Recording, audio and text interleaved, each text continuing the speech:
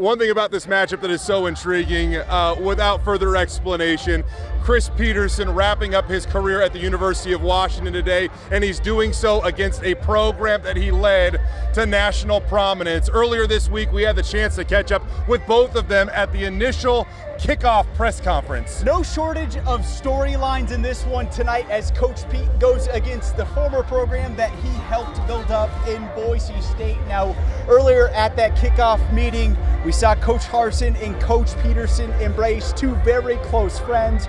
It was great to see and easy to see the respect and admiration each one has for each other. Take a listen. When you're around really, really good people, I think it's pretty easy to see, and if you have some awareness, you pay attention to that. I've always respected Pete as the highest character. I've always respected the developmental piece that he brought to the staff, because you're always getting better.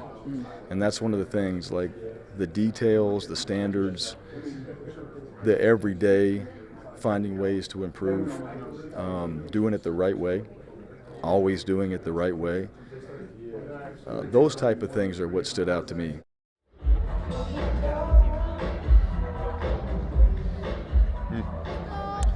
Those words, I believe, stick out to a lot of people when talking about Chris Petersen. You know, Will, it's really crazy how full circle this thing really has came, because in Chris Petersen's final bowl game at Boise State, he played the University of Washington here in Las Vegas. Now, in his final bowl game at the University of Washington, he plays Boise State in Las Vegas. And as Coach Pete alluded to several times this week, of course, a lot of people on the outside want to focus this storyline on this being his final game as head coach at Washington. Of course, Coach Pete wants nothing to do with that storyline. Chris Petersen hates talking about himself. One thing he does enjoy talking about, though, to this very day, is the city of trees. 6 years ago, Coach Pete moved up to Seattle, and despite the fact that Seattle and Boise are two very different cities, they do have a lot of similarities when it comes to football programs. I mean, there's a lot of similarities. I think both are like great places. I mean, the people that we've had a chance to meet, the fan bases are super passionate. I mean, all those type of things, the difference that those universities make in their communities, all that stuff is really, really the same. And I just feel like we've been really blessed to be a part of both places. Do you escape back to Idaho at all, or are there parts of that place that you enjoy? Oh, I love it. I love Idaho. You know, I love Boise, and we have a ton of friends there. We have family there, and so I'll always be connected to Boise. And I think we're so blessed because Boise and Seattle couldn't be more different in a lot of ways, and they're awesome. You know, when you spend time in one place, you get so used to it and so comfortable, and you go to the other place and you're like I don't know if I fit. And then you're there a week or so and you adjust, and then you don't think so it's been a really awesome combination and experience for us to go back and forth. And what we've really come to know is they're really great places because of the people.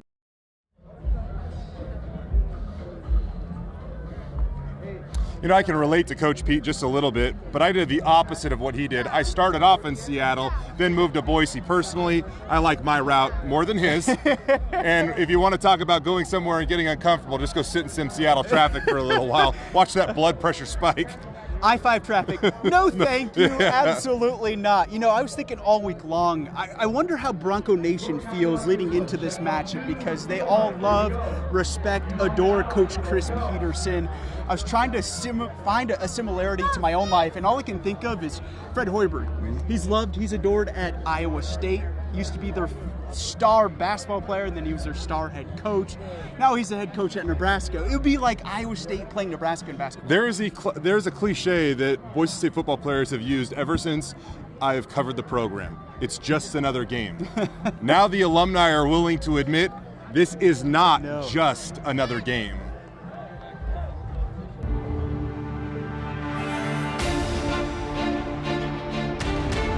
If there's one person in the world that I respect the most, it's definitely by far Coach Pete.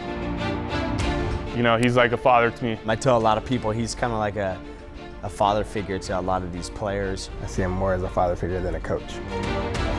It's just the things that he preached to us. It wasn't It wasn't always about football.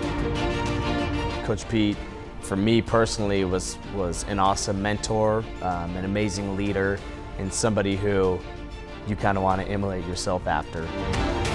That guy's changed my whole life. In high school, I didn't even know what Boise State was. He brought me up here, and I just fell in love with the city, the culture here. He legit cares about every single person, and it's all genuine. He's just taught me everything I know pretty much. It just goes to show you what kind of person Coach Peterson really was. Obviously, he wanted you to be successful, not only on the football field, but within the classroom, but also within life as well. Am I torn on who to root for in this matchup?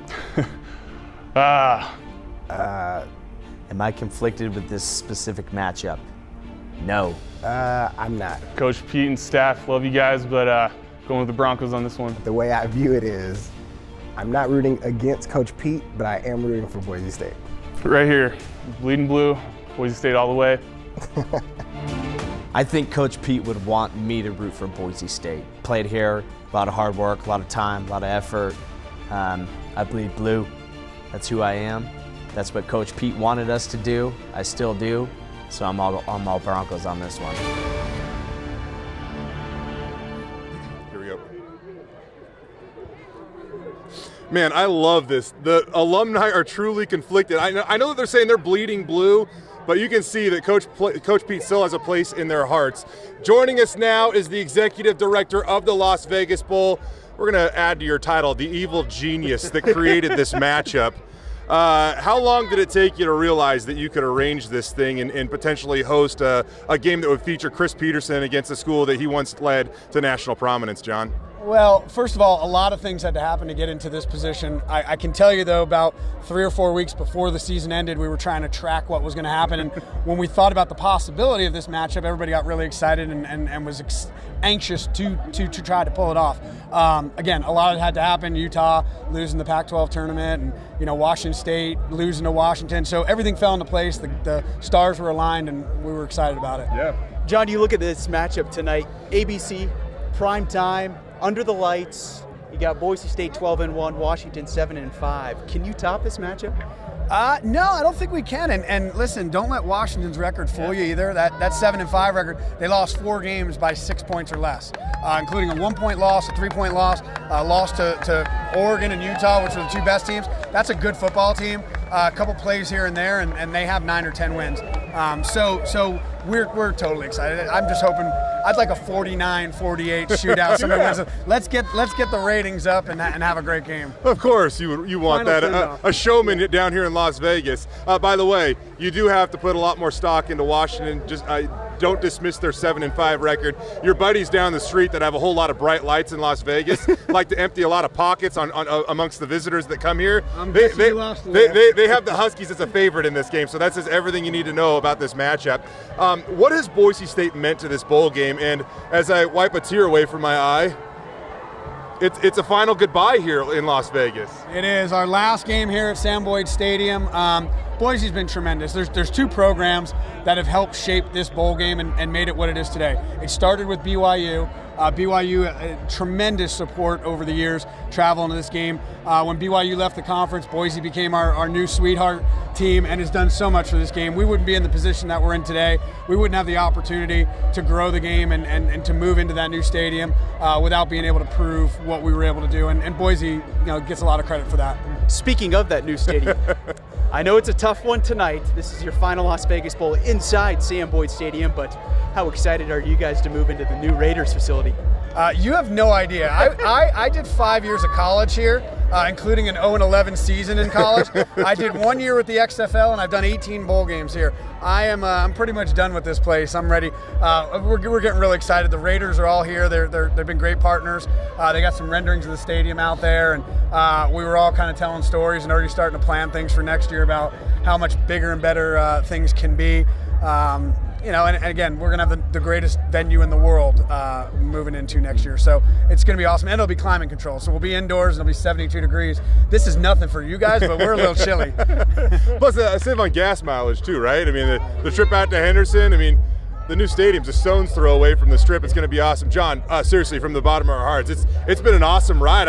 I'm sad we got to say goodbye. Hopefully you you can find a way to get Boise State into one of your bowl games down the road, and we can do this again. Well, you guys have been tremendous for us. You're always out here supporting the game and helping to tell the story, so thank you. You guys have become good friends over the years. Commissioner Thompson actually invited me back to the Mountain West Championship next year to be his guest, so I may see you again anyway. There you go. Let's just go ahead and count on it. John, thank you so much. We know you're a busy man. We appreciate it. Thank you. John Saccenti, the Executive Director of the Las Vegas Bowl. It's been a fun ride, John.